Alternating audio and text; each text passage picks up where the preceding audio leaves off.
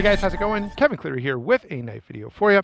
Today we're taking a look at some fixed blades. I'm going to scroll down so you can take a look, but I just thought I'd give you a picture of the nice little wintry forest. We have had a bit of a melt, so there's much less snow than there was a couple days ago. Nonetheless, here we are with the Bush series from the Good Knife Company. Chad from the company reached out to me and asked if I wanted to take a look at these knives, and I was happy to do so. Generally speaking, I'm happy to look at just about anything, but I just never promise that I'm going to love whatever it is I happen to be looking at. So I always say to people, look, you can send it to me, and I might think it's the worst thing ever. And Chad was happy to send them anyway. He was confident in what he had done here, and with some good reason. These are pretty compelling knives. We'll talk about all that these have to offer in a few minutes here. And the way I'm going to do this is I'm going to give you sort of a general description of each, and then we'll break down into sort of three separate-ish reviews that are still a little bit dependent on the overview we did at the beginning. So obviously these are different sizes. Let's start with that. The Bush Camp here is 9 inches overall, 4¼ inch blade, 4 13/16 on the handle, with about 4 inches of grip area. And it's going to weigh in around 8 ounces with the sheath, and they're just going to get heavier from there up to about 10 ounces. And actually these two are a little more similar, with the Bushetty being just marginally heavier. They're both up around 10 ounces. Okay, the Bush Brute here is 10 3/4 inches overall, 5 11/16 on the blade, 5-inch handle, and 8 3/8 grip area. Or wow, try 4 3/8 grip area. Sorry about that.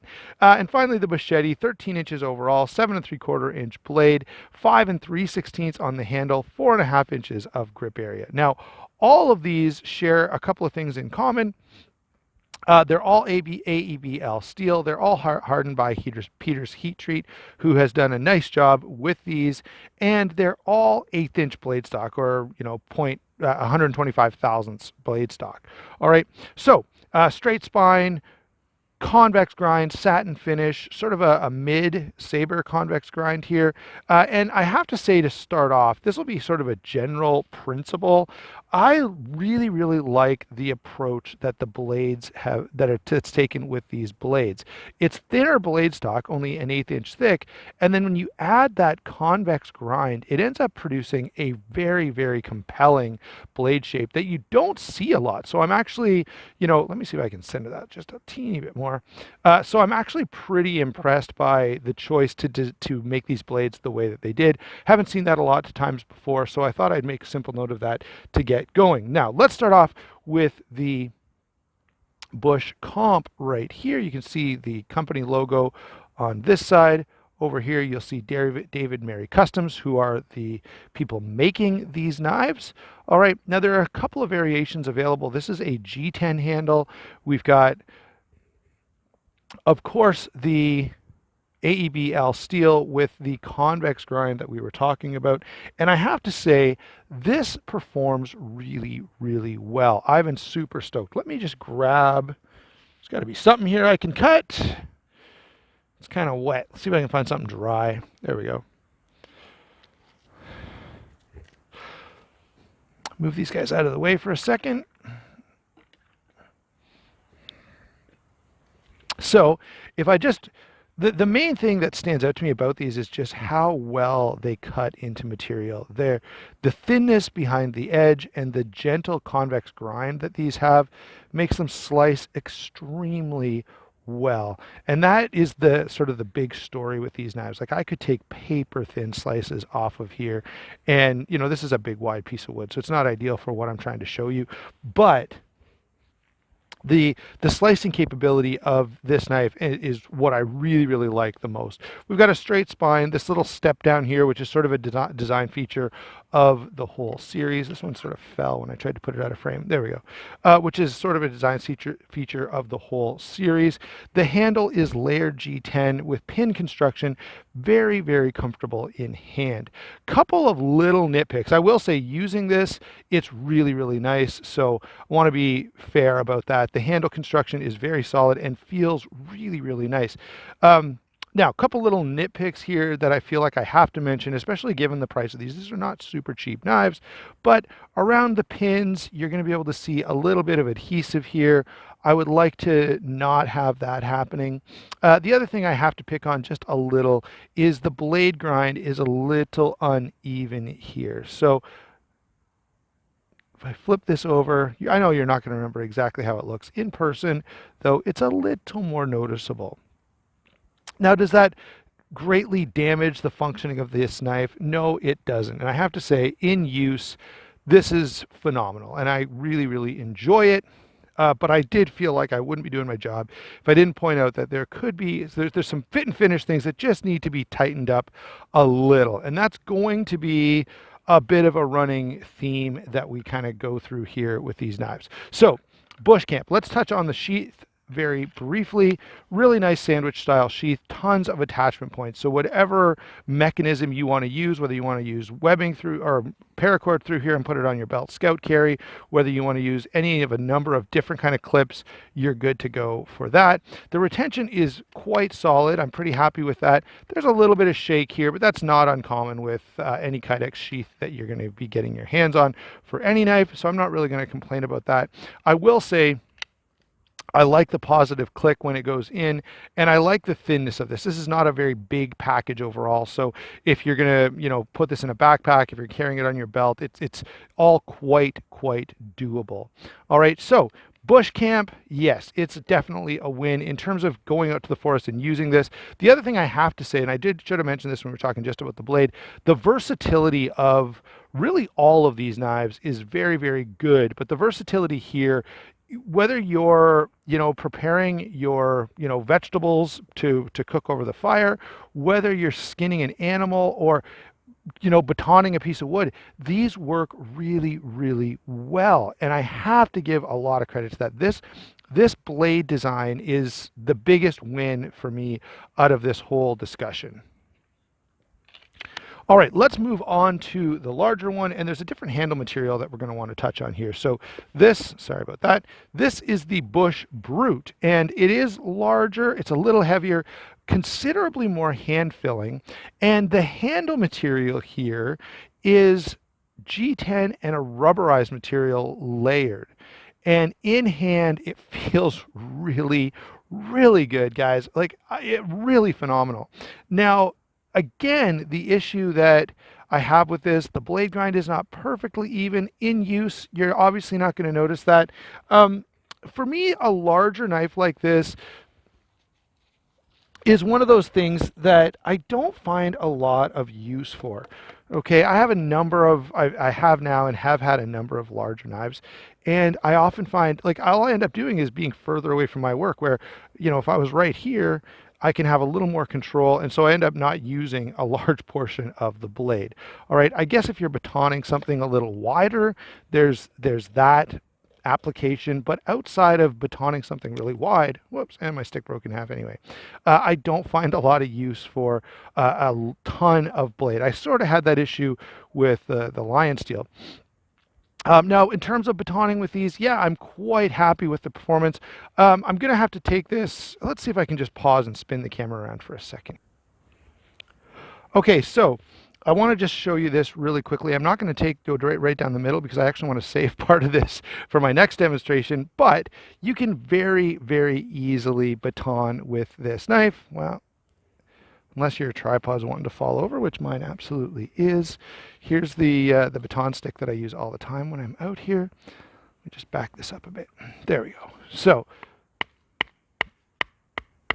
and you can see I didn't even have to hit that very hard. That's one of the advantages of that thin blade stock. Now, a disadvantage for batoning is going to be it's not going to split as fast. So you'll probably have to drive this further through your piece of wood in order to finish the job, because you're not getting as much of a wedge effect. So the splitting power is reduced just a little. Okay, so back over to the sort of makeshift table that I've got going here. Again, the handle has a couple little, something like that. I don't really want to see that on a knife at this price point, and these are not cheap knives. So again, a couple little fit and finish hiccups. The blade grind could be just a little bit better.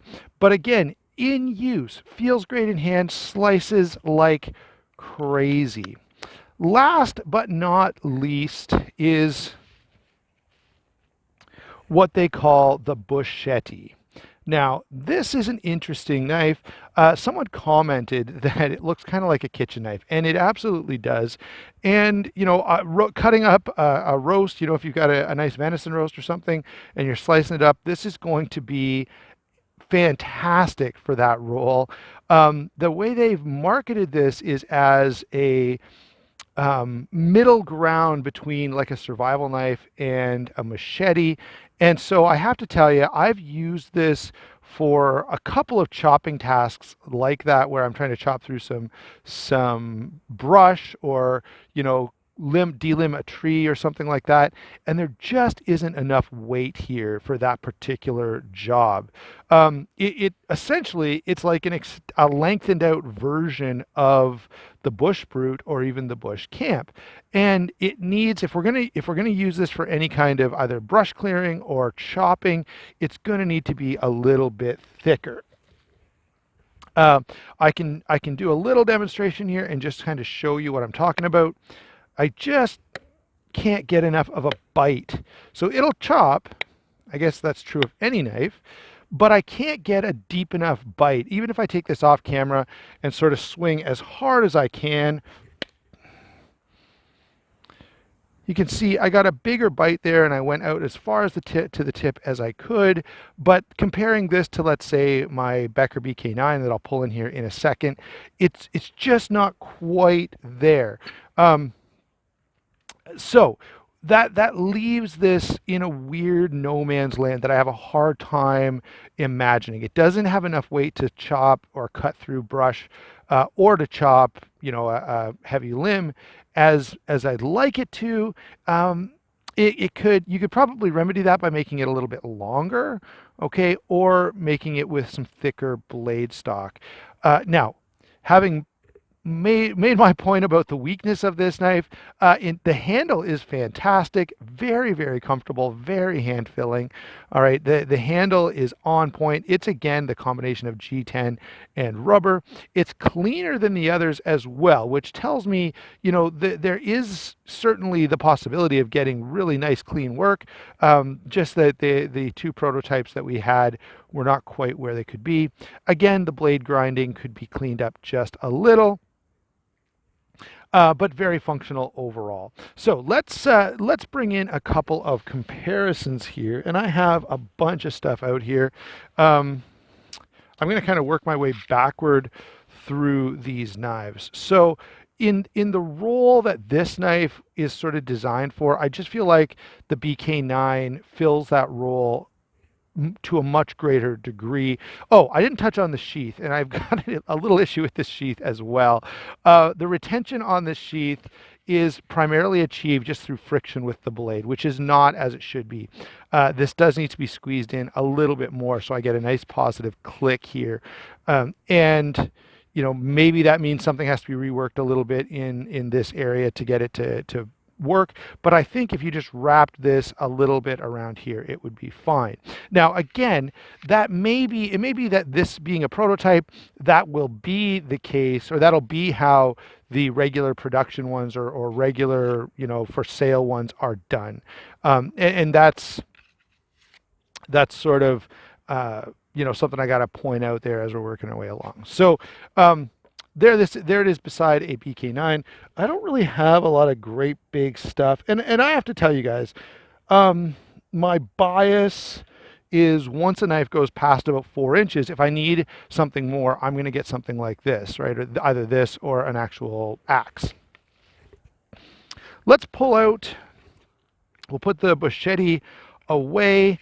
And, you know, I have to say, I don't want to be negative, and I really try not to, but the Bushetty is my least favorite of these knives. And I'm going to put the BK9 away as well, because everything else I have is a more moderate size. So the BK9 doesn't make a great comparison for the other stuff we're going to be looking at. All right, so let's bring in the Bush Camp and the Bush Brute.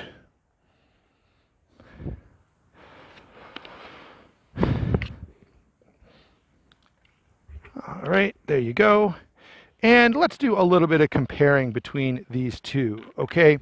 Or add some comparisons to knives that can kind of go along with these. So we've got the steel wheel roamer here, which is going to be in a similar size category to the Bush Brute. So if you're familiar with this, now here's where this blade stands out. In terms of actual cutting performance, this is much better than this. And I wanted to just make that point because I really, really am impressed with the way that they've ground these blades. I'll throw in a couple of other things here, and I'll tell you this, the only knives that I have that compare well in terms of cutting power are the Moras. So let me grab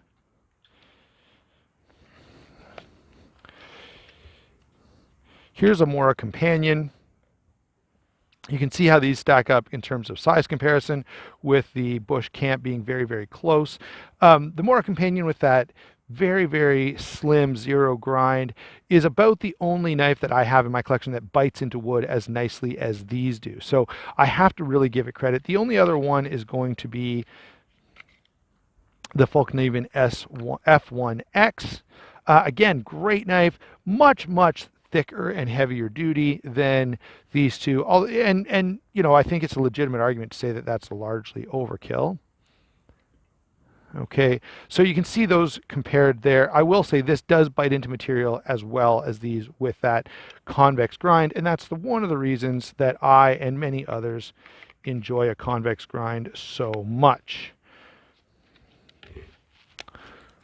Let's grab what is my favorite of all fixed blades. This is the Lion Steel M4. This, I feel like, is the perfect size for my purposes in the bush, which means this is the most appealing knife to me. Again, this is going a little bit too big, but I have to admit it's more comfortable in hand. And if you did need to do some light chopping, this can do light chopping. All right. In fact, it does light chopping about as well as the Bushetty, maybe even a little bit better.